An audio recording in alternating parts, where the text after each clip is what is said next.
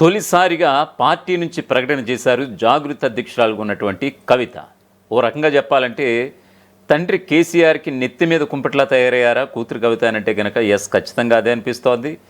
Yes, మొన్నటి వరకు BRS నేతల్ని, ఎమ్మెల్యేలని, సీనియర్లని అనేది కాకుండా ఎక్కడికక్కడ జనం బాట కార్యక్రమంతో తూర్పారపడుతూ బీఆర్ఎస్ హయాంలో రాష్ట్రం అధోగతి పాలైపోయింది, ఎక్కడ కూడా సామాజిక తెలంగాణ రాలేదంటూ ఆమె విరుచుపడినటువంటి వైనం చూస్తే కనుక ఖచ్చితంగా ఈమె ఏదో పార్టీ పెడతారు అనేటువంటి సంకేతాలు బలంగా వచ్చాయి.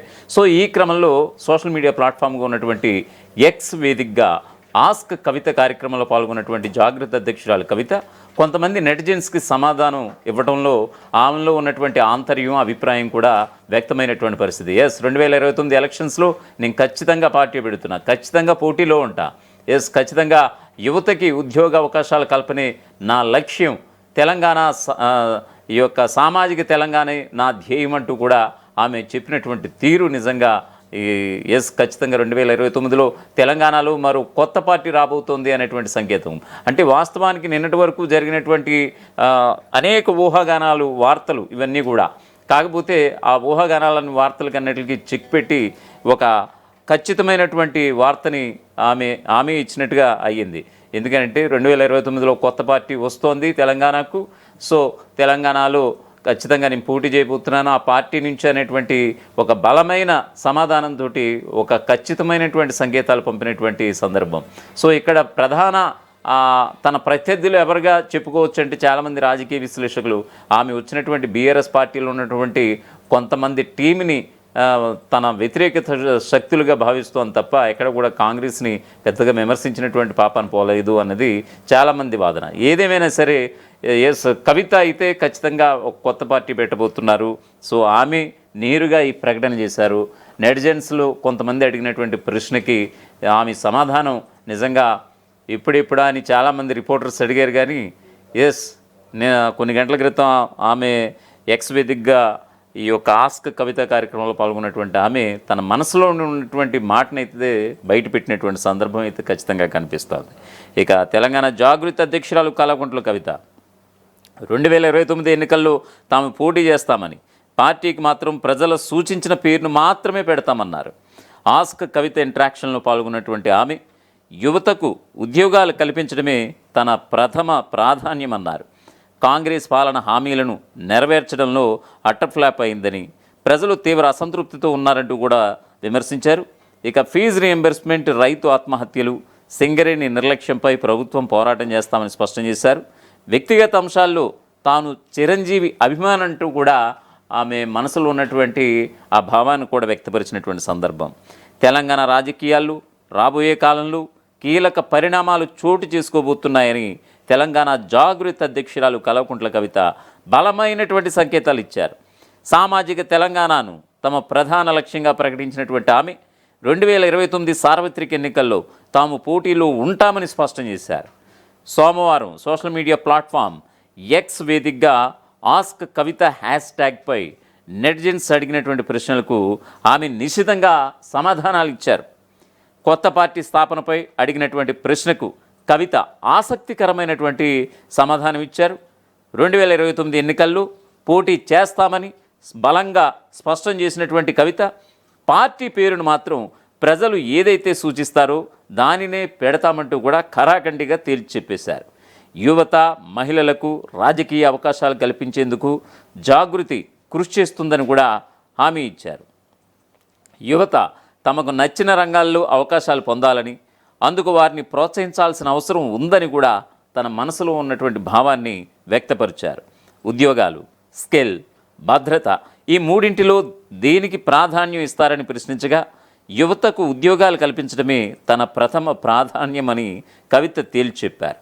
జాగృతిని బలంగా తయారు చేసి త్వరలోనే మెంబర్షిప్ డ్రైవ్ ప్రారంభిస్తామని కూడా చెప్పుకొచ్చారు. మరోవైపు కాంగ్రెస్ పాలనపై తీవ్ర విమర్శలు. ప్రస్తుతం తెలంగాణలో కొనసాగుతున్నటువంటి ముఖ్యమంత్రి రేవంత్ రెడ్డి పాలనపై కవిత తీవ్ర విమర్శలు గుప్పించినటువంటి సందర్భం. ఇచ్చిన హామీలను నెరవేర్చడంలో కాంగ్రెస్ ప్రభుత్వం అట్టర్ ఫ్లాప్ అయిందంటూ కూడా ఆరోపించారు ఆమె. కాంగ్రెస్ పాలనపై ప్రజలు తీవ్ర అసంతృప్తితో ఉన్నారని పేర్కొన్నారు ఆమె. ఫీజు రీయింబర్స్మెంట్ చెల్లించకపోవడంతో లక్షలాది మంది విద్యార్థులు చదువులకు దూరం కావాల్సి వస్తుందని ఆవేదన వ్యక్తం చేశారు ఆమె. అలాగే రైతుల ఆత్మహత్యలు చాలా బాధాకరమంటూ కూడా తన ఆవేదన వ్యక్తం చేశారు. ఇక ఫార్మా సిటీ కోసం తీసుకున్నటువంటి భూముల్లో ఫ్యూచర్ సిటీ అంటూ హడావుడి చేయడంపై మండిపడ్డారు. త్వరలోనే అక్కడి రైతులకు మద్దతుగా పోరాటం చేస్తామని ప్రకటించారు. సింగరేణి సంస్థను తీవ్రంగా నిర్లక్ష్యం చేస్తున్నారని ఆగ్రహం వ్యక్తం చేస్తూ హెచ్ఎంఎస్తో కలిసి ప్రభుత్వంపై పోరాటం చేస్తామని కూడా తెలుపుకొచ్చారు. హైదరాబాదులో వెస్ట్ సిటీపై పెట్టినటువంటి శ్రద్ధ ఈస్ట్ సిటీని అభివృద్ధి చేయడంలో పెట్టలేదని, ప్రజలకు కనీస మౌలిక సదుపాయాలు కల్పించడంలో ప్రభుత్వం విఫలమైందని కవిత విమర్శించారు. కవిత తన వ్యక్తిగత అభిరుచులకు సంబంధించినటువంటి ప్రశ్నలకు కూడా సమాధానం అయితే ఇచ్చారు. తాను వ్యక్తిగతంగా చిరంజీవి అభిమానాన్ని స్పష్టం చేశారు. నటుడు రామ్ చరణ్ చాలా హంబుల్గా ఉండే మంచి డాన్సర్ అని చెబుతూనే చిరంజీవి తర్వాతే రామ్ చరణ్ అని సరదాగా సెలవిచ్చారు. చిన్నప్పుడు ఎర్రమంజిల్లో గడిపినటువంటి క్షణాలు తనకెంతో అత్యంత సంతోషాన్ని ఇచ్చాయని కూడా ఎక్స్ వేదికగా ఆస్క్ కవిత కార్యక్రమంలో పాల్గొన్నటువంటి జాగృతి అధ్యక్షురాలు కవిత తన మనసులో ఉన్నటువంటి భావాలన్నీ కూడా వ్యక్తపరచడం జరిగింది. సో ఏదేమైనా సరే 2029 ఎన్నికలకు సంబంధించి నేను పార్టీ అయితే పెట్టబోతున్నాను, ఖచ్చితంగా నేను 2029 ఎన్నికల్లో ఖచ్చితంగా అయితే నేను పోటీ చేస్తాను అనేటువంటి సందర్భం అయితే ఆమె నోటంబట వచ్చింది. సో ఖచ్చితంగా అంటే నిన్నటి వరకు ఆమె ఏం చేస్తారు, జాగృతి సంస్థ ద్వారా స్వచ్ఛంద కార్యక్రమాలు చేస్తారా, లేక జాగృతి సంస్థనే రాజకీయ పార్టీగా మార్చి రూపాంతరం చెందేలా చేసి ఈ యొక్క ప్రజా సమస్యలు పరిష్కరించడంలో ఇప్పుడు ఆల్రెడీ ఆమె నియోజకవర్గాల బాట పట్టారు. జనం బాట కార్యక్రమంతో ప్రజల యొక్క సమస్యలు తెలుసుకోవడానికి నిజంగా ఆమె కాలినడకన ఈ యొక్క ప్రాంతాలన్నీ తిరుగుతున్నటువంటి పరిస్థితి. ప్రతి నియోజకవర్గం కూడా ఆమె అనుమనువు వెళ్తున్నటువంటి సందర్భం అయితే మనం చూస్తున్నాం.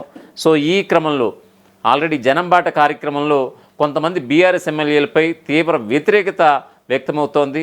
సో ఈ క్రమంలోనే ఆమె పీల్చినటువంటి బాంబులు అన్నీ కావు. ఒకవైపు వివేకానంద గౌడ్ కావచ్చు, మరోవైపు మల్లారెడ్డి కావచ్చు, మరోవైపు కోకట్పల్లి ఎమ్మెల్యే ఈ యొక్క మాధవరం కృష్ణారావు కావచ్చు. సో ఏదేమైనా సరే వీళ్ళందరిపైన కూడా ఈ బీఆర్ఎస్ హయాంలో, కేసీఆర్ హయాంలో వీళ్ళంతా కూడా దోచుకు తిన్నారు, భూములు కబ్జా చేశారు, ప్రభుత్వ భూములు కబ్జా చేశారు, అలాగే కొంతమంది ప్రైవేటు వ్యక్తులు భూములు కూడా కబ్జా చేశారు అంటూ కూడా తీవ్ర ఆరోపణలు గుప్పించారు. ఆమె రిజైన్ చేసి వచ్చిన పార్టీ ఎవరైతే ఉంటారో బీఆర్ఎస్కి సంబంధించినటువంటి నేతలే టార్గెట్గా ఆమె ఈ యొక్క జనం బాట కొనసాగుతుందనంటే కనుక ఖచ్చితంగా ఎక్కడ కూడా కాంగ్రెస్ మీద విమర్శించింది పెద్దగా లేకపోలేదేమో కానీ ఖచ్చితంగా బీఆర్ఎస్ నేతలపైనే ప్రధానంగా టార్గెట్ చేస్తూ వస్తున్నారు. ఆల్రెడీ మొన్నటి వరకు మనం చూసాం హరీష్ రావు, అలాగే జోగినపల్లి సంతోష్ కుమార్, మరొక వైపు తన అన్న అయినటువంటి కేటీఆర్ని సైతం వదిలిపెట్టకుండా నిర్దాక్షిణ్యంగా ఆమె చేసినటువంటి ఆరోపణలు అయితే నిజంగా ఆమె చాలా బాధతోనే మొన్న ప్రెస్ మీట్లో కూడా నన్ను వెళ్ళగొట్టింది, పార్టీ నుంచి వెళ్ళగొట్టించారు చాలా దాంట్లోనే. మరొక వైపు ఇక్కడ మనం అర్థం చేసుకోవాల్సింది ఏమిటంటే తండ్రి కేసీఆర్కి వ్యతిరేకంగా ఆమె ఎక్కడ కూడా నోరు విప్పకపోవడం, తన తండ్రి కేసీఆర్ని నిజంగా కళ్ళ గంతలు కట్టి మోసం చేస్తున్నారు అనేటువంటి తనలో ఉన్నటువంటి బాధను కూడా వ్యక్తపరిచారు మొన్న ఈ మధ్య ప్రెస్ మీట్ పెట్టి. సో ఎక్కడ కూడా అధినేత అంటే తన తండ్రి అయినటువంటి అధినేత అయినటువంటి గులాబీ బాస్ అయినటువంటి కేసీఆర్పై చిన్న మాట కూడా అనకుండా మిగతా వారందరినీ కూడా ఏకిపారిస్తుండడం నిజంగా బీఆర్ఎస్ వర్గాల్లో అయితే తీవ్ర చర్చనీయాంశంగా మారుతోంది. ఒకవైపు రేవంత్ రెడ్డి ప్రభుత్వాన్ని ఎదుర్కోవాలా, లేకపోతే మరొక వైపు ఈ యొక్క కవిత రూపంలో వచ్చినటువంటి ఆమె వేస్తున్నటువంటి ఏ మాటల బాంబులను ఎదుర్కోవాలనేది నిజంగా బీఆర్ఎస్ నేతలకు అయితే తలలు పట్టడం లేదు.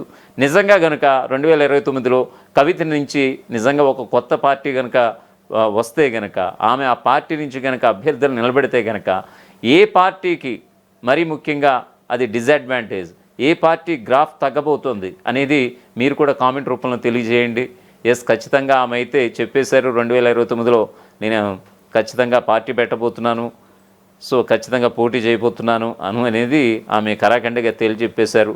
సో నిజంగా కనుక కవిత పార్టీ పెడితే ఆమె భవిష్యత్తు ఎలా ఉండబోతోంది, ఆమె రాణిస్తారా, లేకపోతే ఏపీలో చూసాం ఆల్రెడీ వైఎస్ షర్మిల ఆల్రెడీ కొత్త పార్టీ పెట్టారు తెలంగాణలో, అది ఆల్రెడీ కాంగ్రెస్లో విలీనం అయిపోయింది. ఇప్పుడు ఏపీసీసీ చీఫ్గా కొనసాగుతున్నారు వైఎస్ షర్మిల. సో ఆమె గ్రాఫ్ ఎలా ఉందో మనం చూసాం. షర్మిల మాదిరి ఎక్కడ కూడా చతికిలు పడతారా కవిత, లేకపోతే కవిత ఉవ్వెత్తున ఎగసిపడి ఖచ్చితంగా ఏ పార్టీకి అది మైనస్ వచ్చేలా ఉంటుంది ఆమె తీసుకున్నటువంటి నిర్ణయం అనేది మీరైతే ఖచ్చితంగా కామెంట్ బాక్స్లో ఈ యొక్క మీ అభిప్రాయాన్ని అయితే తెలియజేయండి.